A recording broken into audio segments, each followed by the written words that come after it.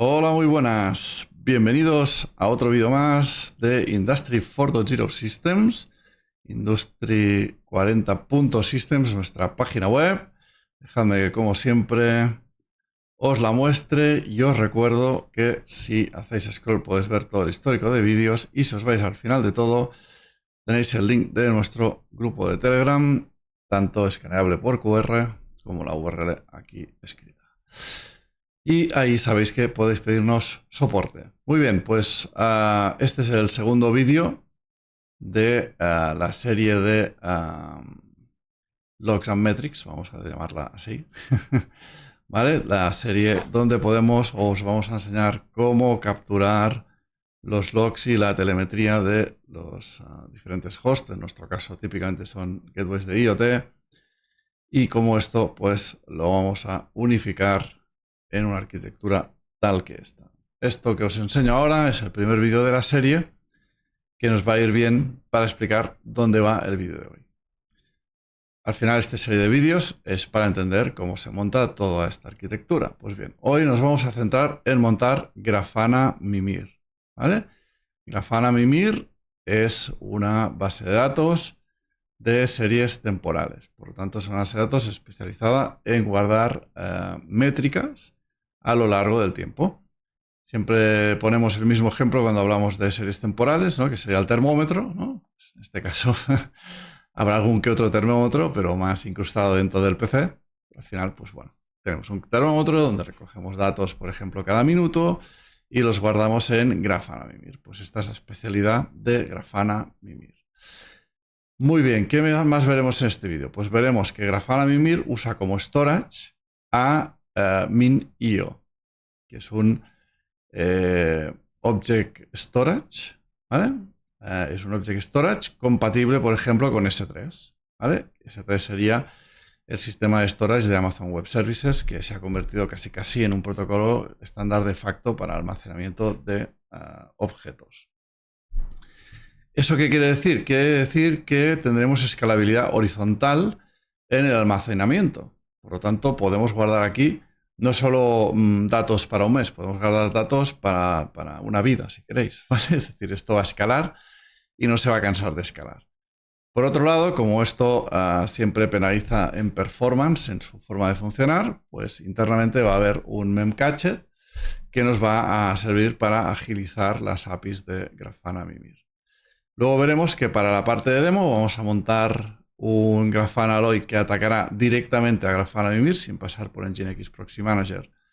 Pues va a inyectar ciertas métricas y montaremos también un Grafana, ¿vale? Un dashboard de Grafana puro y duro, muy, vamos a decir, al uso, solo para comprobar que estas métricas están dentro, ¿eh? El objetivo de hoy, repito, no es mostrar ni Grafana ni Grafana Alloy, solo Grafana Mimir y sus sistemas de almacenamiento. Ya os he explicado qué es esto de Grafana Mimir, pero evidentemente quiero referenciaros la página web, ¿vale? grafana.com/os/mimir, ¿vale? Veis aquí, ¿vale? Base de datos que escala horizontalmente, TSDB si no estáis familiarizados, Time Series Database, ¿vale? También no lo he comentado, pero bueno. Alta disponibilidad y es multitenant, por lo tanto podríamos tener a varios clientes con datos completamente aislados corriendo sobre la misma infraestructura física. Aquí tenéis una pequeña lista de otras funciones que tiene Grafana Mimir. Yo no me voy a entretener mucho más, sí que os recomiendo que le echéis un vistazo porque está súper chulo. Este esquema interesante. Voy a comentar un par o tres de cosas de arquitectura de Grafana Mimir. Esto es para que empezamos a entender cómo funciona Grafana Mimir. Aquí a la izquierda, ¿qué tenemos? Tenemos agentes, ¿vale? Agentes que están alimentando, que están mandando métricas a Grafana Mimir. ¿Y qué vemos a la derecha? Vemos los componentes internos de Grafana Mimir. Esto no es un tutorial de uso de Grafana Mimir, por lo tanto, nos vamos a limitar a inyectar métricas y a consultarlas, ¿vale? Pero Grafana Mimir, como podéis ver aquí, tiene pues componentes, por ejemplo, un Alert Manager, que es súper interesante ya que podemos definir alarmas, que se hagan triggers en función de los valores de las series temporales, bla, bla, bla. ¿De acuerdo? Muy bien. Como decía, yo no entro más. Aquí tenéis la página donde quiero sí entrar en los diferentes tipos de deployment. ¿Por qué? Porque esto nos afecta al vídeo, ¿no? Tenemos que entender que Grafana Mimir se puede desplegar de forma monolítica, como podéis leer aquí, o se puede desplegar como microservicios. Evidentemente, si nosotros vamos a tener un gran volumen de tráfico, vamos a tener multitenants, bla, bla, bla, lo ideal sería desplegar en microservicios. Pero también, evidentemente, será mucho más complejo. Os diré más, si vais a instalar en microservicios, pues nosotros vamos a estar usando Docker Compose. Hombre, para microservicios bastante más recomendable que uséis Kubernetes que no Docker Compose. Vamos a echarle un vistazo al esquema para que os hagáis una idea de qué estamos hablando. Cuando hablamos de monolítico, tampoco hace falta ser un genio, ¿no? Es decir, al final tenemos a un Grafana Mimir y a todos sus componentes, digamos, ¿vale? Es decir, el distribuidor, el inyector, el sistema de queries, las rules, el compactor, todo, ¿no? En un mismo stack, en un mismo contenedor. Y luego detrás, pues hay un Object Storage, que es lo que veíamos en nuestro esquema, este de aquí, este minio de aquí, ¿de acuerdo? Y evidentemente, pues esto nos ofrece la capacidad de leer y de escribir sobre este stack. Como vemos aquí, en una estructura podríamos tener pues, un balanceador y n instancias monolíticas, ¿vale?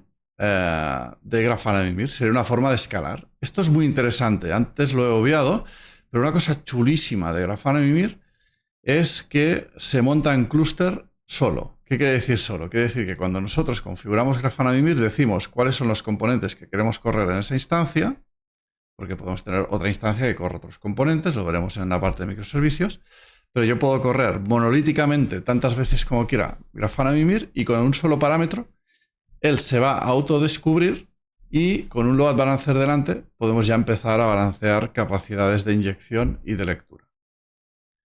En la parte de microservicios, pues al final, ¿qué estamos haciendo? Estamos rompiendo Grafana Mimir en sus componentes que veíamos antes, que teníamos estructurados monolíticamente en un contenedor. Pues aquí tenemos n contenedores de query frontend, n contenedores de querier, etcétera, etcétera, etcétera. ¿Vale? Pues una estructura de microservicios, punto pelota, ¿no? Y aquí, pues evidentemente, esto nos abre un abanico impresionante. ¿Por qué? Porque yo puedo empezar a separar y a especializar partes de mi despliegue, ¿vale? Como veis aquí, pues partes de writer, partes de reader, partes de backend, bueno, lo que queráis. Aquí empiezan ya 1001 estrategias. No le doy más vueltas, simplemente aquí habría, si os interesa, como he hablado de los componentes, entender mejor cómo juegan estos componentes en un momento de escritura. Podemos ver, ¿no?, que la escritura va a un distributor, el distributor va a un ingestor, el ingestor va al Object Storage y luego el compactor va accediendo al Object Storage, pues como dice su nombre, para compactar la información. Y para la parte de reader, pues aquí sería la lógica que sigue la parte de reader. Lo dejo aquí, ¿vale? Esto, como vemos, es infinito. Y evidentemente todo lo que nosotros vamos a explicar en el vídeo está contemplado en la documentación de Grafana Mimir. En nuestra parte de referencias hay otra cosa que no es, vamos a decir, oficial, pero que es muy interesante que sepáis, que es, o sea, este es nuestro post, ¿de acuerdo? Y aquí abajo está nuestro código, que lo veremos después, y esta parte de referencia que es desde donde nosotros nos hemos inspirado, porque, oye, hay que decirlo, no es fácil montar esta fiesta. Entonces aquí, esta gente de Codelab, que creo que son asiáticos, porque hay un montón de códigos, creo que son kanjis o hiraganas, ya no me acuerdo, ya se me ha olvidado los nombres. Bueno, total, que hay un stack de Loki, Grafana, Tempo, Mimir, Periscope, bla, bla, bla, ¿vale? Todo para Docker y Kubernetes, perfectamente documentado en este stack de esta gente. Os aviso que ya entender... Estos son kanjis, ahora me ha venido a la cabeza, disculpad. Hay un montonazo de documentación y la complejidad ya solo de entender esto, que sería un cookbook, ¿vale? Es mayúscula. Pero realmente pues es una fuente muy interesante para destilar y sacar tu propia configuración. Vamos a nuestra configuración, pues hablando de configuraciones. Me voy directamente al Visual Studio Code y os empiezo a enseñar el Docker Compose que tenemos. Lo primero que observamos al echar un vistazo al Docker Compose es que es muy pequeñito, ¿no? Para toda esa complejidad que estaba exponiendo, ¿no? Pues solo hace falta fijarse un pelín para darse cuenta que aquí no tengo declarados los servicios, sino que tengo declarada una lista de includes de otros Docker Compose. Es decir, al stack le he llamado observability en inglés, y y tienes que incluir el compose de Mimir, que lo vemos aquí. Luego lo vamos a ver. Y vamos a usar un par de networks. De hecho, hay una network que está aquí, que la podría deshabilitar porque para este vídeo no la voy a usar. Pero bueno, como está aquí y para evitar que pete, pues lo dejo. Pero esta network en el vídeo no la vamos a usar. Y esta network sí que es importante porque sería como la network internal a través de la cual va a hablar nuestro stack. ¿De acuerdo? Es una red interna que Docker Compose va a declarar para que los diferentes componentes, en este caso, pues Mimir, Mini.io y Memcached, ¿vale?, compartan una red privada para intercambiarse datos entre ellos. Pues, como decía, aquí está la parte de Compose Mimir. Me voy aquí y aquí ya vemos que la cosa se pone divertida. A su vez, vemos que Mimir tira de Mini.io, recordemos que es el Object Storage, y tira de Memcached, que básicamente lo que hace es cachear, vamos a decir, queries y partes de HTTP. El servicio de Mimir. El servicio de Mimir parte de este contenedor de Grafana y nos dice que si no especificamos esta variable, pues cogerá la última versión del contenedor. Si nos vamos a nuestro fichero .env, podemos ver que aquí está la versión de Mimir con la que hemos montado el vídeo. Esto parece una tontería, pero es súper importante. ¿Por qué? Porque respecto a, vamos a decir, cuando yo aprendí un poquito esta historia, cambió la versión de Mimir. Y muchísimos de los parámetros de configuración, bueno, muchísimos, unos cuantos, un número relevante de parámetros, desde la versión 2.11 a la versión 2.13, pues pasaron a ser obsoletos. Por lo tanto, tened mucho cuidado con la versión que seleccionéis en el despliegue. La que tenemos en este vídeo, la última disponible, 2.13.0. ¿Vale? Esto es lo que se pondrá aquí. Volúmenes. ¿Vale? Aquí simplemente lo que estamos haciendo es mapear los volúmenes de configuración. Y aquí tenemos los 3 ficheros de configuración que al final estamos mapeando en este volumen. Luego les echamos un vistazo. ¿Qué nos dice? Que yo no puedo correr Mimir si previamente no he corrido Mini.io. ¿Vale? Por lo tanto, nos dice Mini.io tiene que estar corriendo y tiene que estar healthy, si no, no puedo levantar Mimir. Aquí le digo que recoja el fichero de variables, que es este .env que hemos visto hace un momento. Este es, lo vamos a exponer, ¿vale? Vamos a exponer a Mimir al puerto 3080, ¿vale? A pesar de que internamente veremos que en el fichero de configuración le decimos que se exponga en el 80. Esto, en cuanto acabemos de montar todo el stack, todo esto lo vamos a comentar porque irá a través de redes internas. Pero hoy, para hacer el primer paso, lo vamos a exponer directamente con esta IP privada. Aquí tenemos unos parámetros que hay que lanzar al instanciar el comando, básicamente pues el fichero de configuración principal. Y este target all que veis aquí, muy importante, este target all es el que me está diciendo que esto es una instalación monolítica. Porque este all quiere decir que todos los componentes que forman parte de Mimir serán desplegados en este contenedor. Para que sepáis de qué os hablo, lo voy a referenciar, es esto que veíamos aquí, ¿vale? Es decir, distributor, ingester, query, no sé qué, todos son all, ¿vale? Si yo quisiera poner solo distributor, pues este all pondría distributor, ¿de acuerdo? Bien, ¿qué más? Aquí, bueno, parámetros, alert manager, tal. No voy a entrar, ¿vale? Ya os podéis hacer una idea de qué hacen, no tienen mucha más historia. Me interesa ser un poco más básico que no tan súper avanzado, porque si no todo es muy críptico. Aquí, ¿cuál es el proceso para comprobar que Mimir está funcionando correctamente con sus parámetros y bueno, las redes que está utilizando Mimir? Solo un vistazo rápido, pues Memcached, como veis, ningún tipo de misterio, directamente es decirle la imagen y darle este label, ¿vale? Y sin más, de hecho también es opcional el label, pero bueno. Ay, que me equivoqué. Minio. Aquí sí que Minio en sí mismo ya se merecería una serie de vídeos, ¿vale?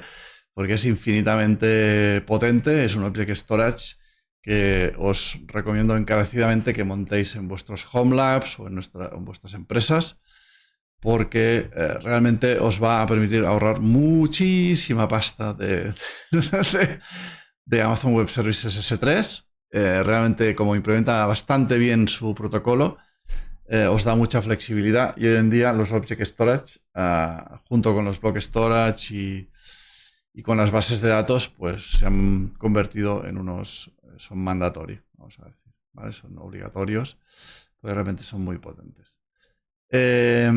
Como vemos, se está exponiendo en el puerto 9001, internamente en la red de observabilidad. También comprobamos que esté sano, ¿no? Con el health check. Vale, metemos un sistema de comprobación. Aquí es donde se meterán los datos, ¿vale? Todos los objetos se van a almacenar aquí y también recoge las variables del mismo fichero de configuración que veíamos antes de Mimir.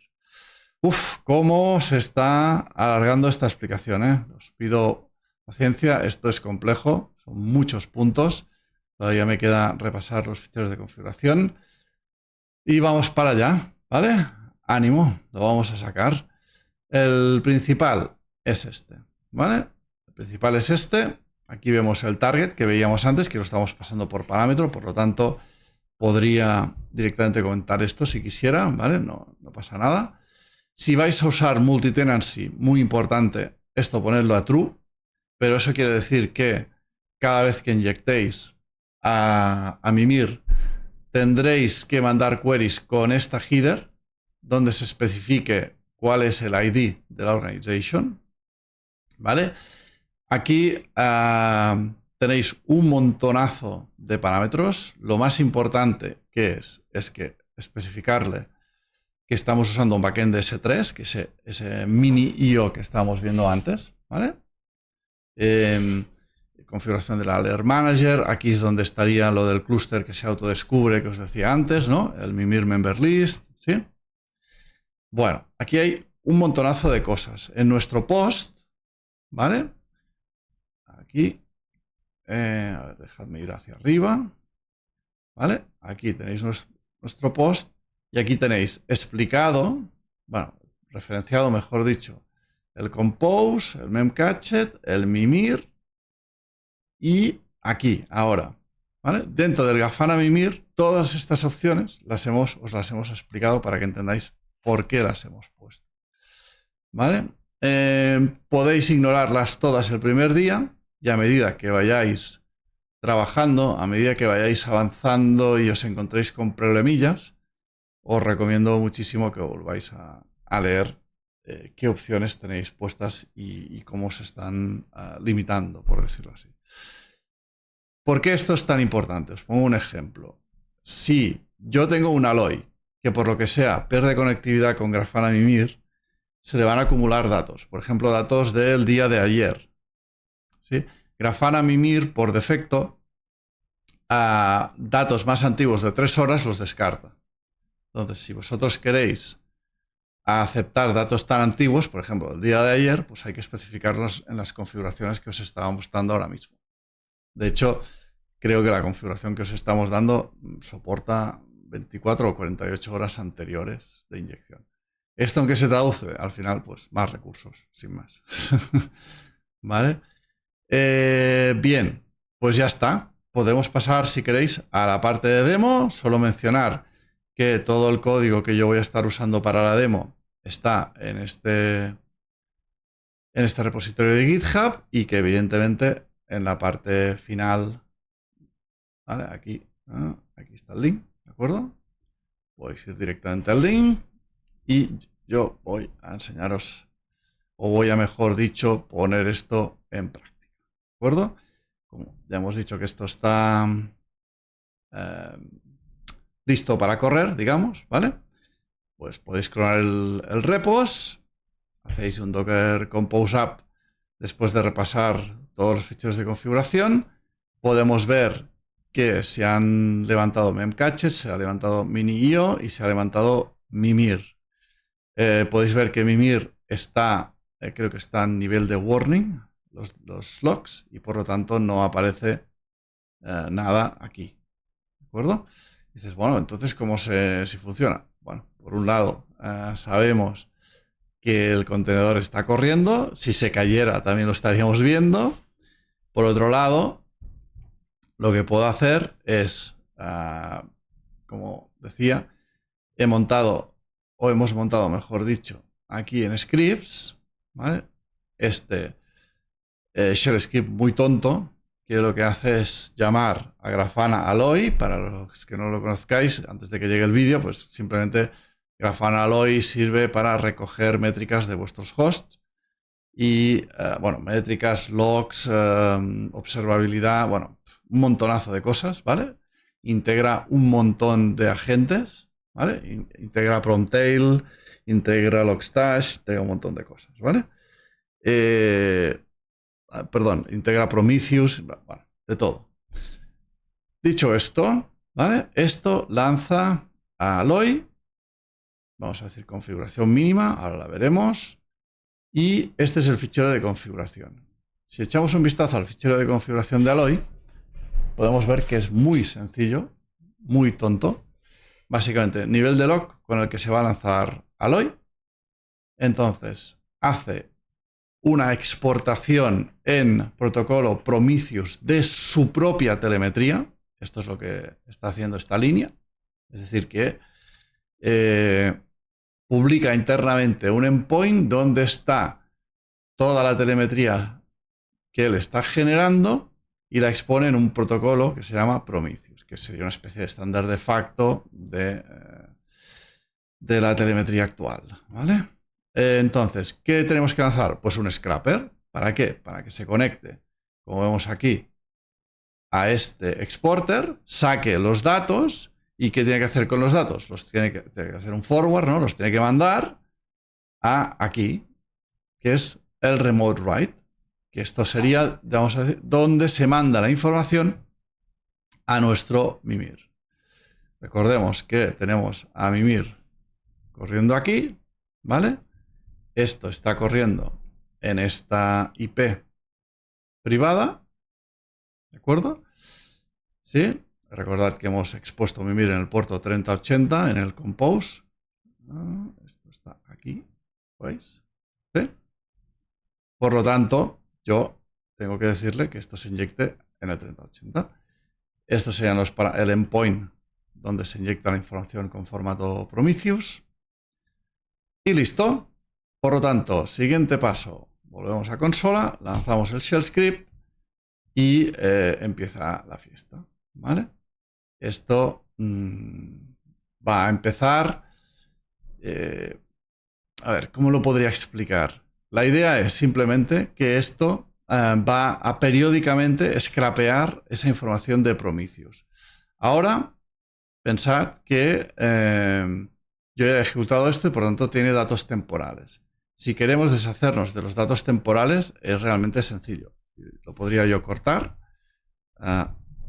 y hago borro data, lo vuelvo a lanzar y ahora le doy aquí unos espacios para que podamos ver que en un ratito él nos mostrará que ha hecho una query contra el remote write de Mimir y nos dirá si ha sido con éxito o no. Esperemos que sí, ¿vale? Pero lo importante del tema es que hasta pasado un tiempo no hace la inyección. Esto se configura directamente en el... Mirad, aquí está. ¿Ves? Valía la pena que perdiera así un poquito el tiempo. Vale. ¿Veis aquí el endpoint? ¿Sí?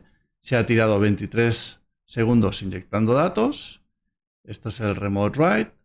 Entonces Mimir tiene una cosa muy chula que ya os la enseñaremos cuando hagamos el vídeo de Mimir, pero me gustaría hacer ahora un vistazo rápido para que se entienda mejor, ¿vale? Esto es una UI que tiene Mimir para mostrarnos cómo está configurado. Aquí tenéis el exporter que decía yo, el scrapper y el remote write. Si yo clico encima, puedo ver los metadatos con los que está trabajando este exporter, ¿vale? Y de hecho, puedo llegar a configurarlo para debugging. Puedo llegar a ver en tiempo real cuáles son los datos que están fluyendo entre cada uno de estos tres componentes. No todos los componentes soportan debugging. Yo ahora mismo no lo tengo montado. Estoy intentando ir a mínimos, pero está bastante chulo para debugar. Perfecto, pues parece que Alloy nos está inyectando. Ahora mismo esto es un acto de fe.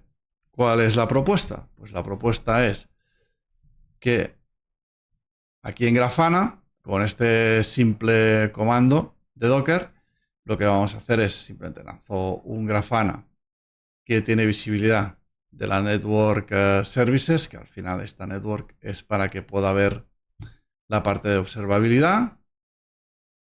Y aquí es donde se va a exponer Grafana y simplemente pues lanzamos Grafana última versión.